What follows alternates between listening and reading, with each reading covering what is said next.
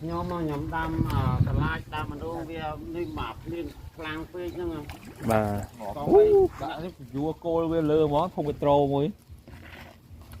hay bảo anh đang chấm màn khai ấy bông tôi man thì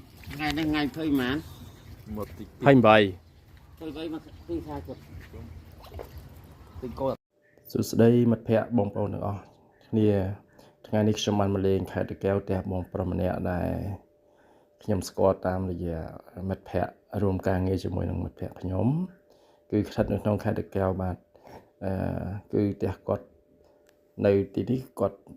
hàng còi đẹpนี่คือ กอด จิก สระ จิก ใด ให้ แระ ได้ ทำ กอ เชิง กอด จิก ประมาณ สระ มี ตระกูล มี ไอ จัง หาย กอด จำ เทง ได้ ក្នុង នឹង បាទ ปัจจุบัน មែន តើ បាទ នេះ ជា លើក ទី 1 ហើយ ដែល ខ្ញុំ មក ដល់ ទី នេះ ហើយ កូន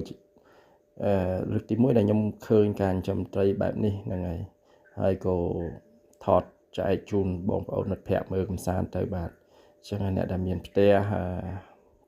មាន ដី តនេ ចោល អី គឺ ធ្វើ ដូច បង ប្រុស ពិតជា ល្អ បាទ គឺ យើង ដូច ជួយ ចំណែក សេដ្ឋកិច្ច គ្រួសារ មួយ ផ្នែក ទៀត អញ្ចឹង ក្រោយ ពី ការ ទំនេរ ពី ការងារ គាត់ មក ដល់ ផ្ទះ គាត់ បាទ ចំណី ស្រួល បំផុត មក គឺ តកួន បងប្អូន តកួន ហើយ លាយ ចំណី តិច តួច ដើម្បី ឲ្យ វា មាន ក្លិន ដើម្បី ដាក់ ឲ្យ ត្រី អញ្ចឹង ណា បងប្អូន ហ្នឹង ហើយ សូម សរសើរ បង ប្រុស ឲ្យ គាត់ ទទួល យ៉ាង រាក់ទាក់ នឹង អរគុណ ច្រើន បង ប្រុស នៅ ត្រី ថ្ងៃ នេះ នៅ អាហារ មួយ ពេល ថ្ងៃ ត្រង់ នេះ អញ្ចឹង ខ្ញុំ ពិតជា សប្បាយ ចិត្ត នឹង រីករាយ មែនតើ ដែល បង ប្រុស បាន ទទួល យ៉ាង កក់ក្ដៅ នៅ អាហារ ថ្ងៃ ត្រង់ មួយ ពេល ជាមួយ នឹង បងប្អូន របស់ គាត់ បាទ ហើយ បងប្អូន មើល ទៅ គឺ ជីវិត បែប នេះ បងប្អូន ចូល ចិត្ត ដែរ ឬ ទេ បាទ គឺ ខ្ញុំ ចូល ចិត្ត ណាស់ អញ្ចឹង ខ្ញុំ មាន តែ ថត វីដេអូ ចែក ជូន បងប្អូន មើល កំសាន្ត ចែករំលែក អ្នក ដែល មាន ដី ធ្លី ទុក ចោល អី គួរ តែ រក វិធី នេះ ដូច បង ប្រុស បាទ នេះ គឺជា សកម្មភាព ដែល គាត់ ដួស ត្រី គាត់ កំពុង តែ ដួស ត្រី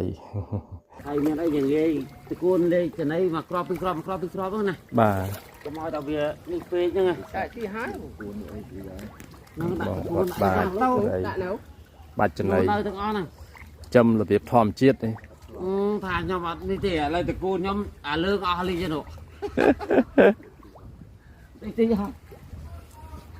គាត់តាក់ទេដាក់បានដល់ដៃហើយថៃអីដាក់ anh chăm bán nhưng muốnคือ បានថៃផ្សេងទៀតតែវិញដៃ ក្រៅពីហ្នឹង